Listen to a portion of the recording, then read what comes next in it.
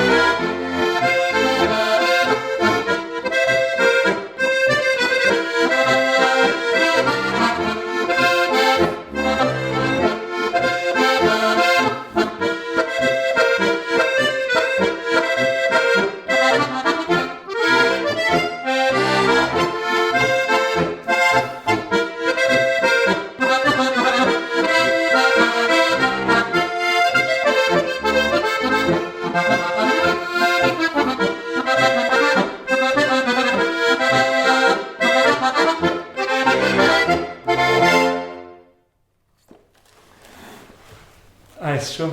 So Zusammenspielen ist cool, wir haben noch nie zusammengespielt, gell? Nein. Das fasziniert mich einfach an dem Spielen nach Gehör, wenn man so zusammenkommt und einfach auf dem anderen ein bisschen hört und so. Du spielst auch nach Gehör, das meiste halt. Ja, ein bisschen. Und hat er gesagt, halt, die Vogelwiese, also, die hast du, glaube ich, wie lange hast du gebraucht? Eine Stunde. Das ist natürlich jetzt schon, ist jetzt nicht normal, aber es gibt halt ab und zu auch Talente und das ist natürlich dann voll cool. mit den Videos schaust du es an und so übst du das nach. Und Ja. also da sind wir auch gespannt, was da noch gibt. Vielleicht gibt es wieder mal ein Video oder Annalena werden wir weiter verfolgen. Voll cool. Sonst, was magst du, wenn es nicht, wie viel, weil manche fragen, ob du dann, wie viel übst du pro Tag so? Ja, ich greife sie eigentlich 5-6 Mal am Tag an, die Monika. Ja, echt so? Ja, Aber dann gehst du nicht arbeiten? nur wieder. Was arbeitest du jetzt dann? Tischlerin. Genau, das glaube ich auch cool. Also ein bisschen Ausgleich zum Harmonika spielen, ein bisschen Tischlern und so. Und also echt ein paar Mal am Tag mit ein paar Stunden hinter uns und ein paar Mal und dann wieder wegstellen und wieder mal probieren. Das ist glaube ich das Beste, weil man halt dann einfach in der Zwischenzeit dann die Sachen dann wieder richtig eingehen und dann das ist schon cool. Ich will jetzt noch einen Herrn, gell? Die sind noch mit dabei. Machen wir vielleicht noch ein Stickerl, wo es recht. Haben wir bald einmal vielleicht auch ein Video mit dabei, oder? Genau. Das Gruß an Weiz, gell? Das Stickerl, das auch eines von deinen Lieblingsstickerl und das spielen wir jetzt auch noch.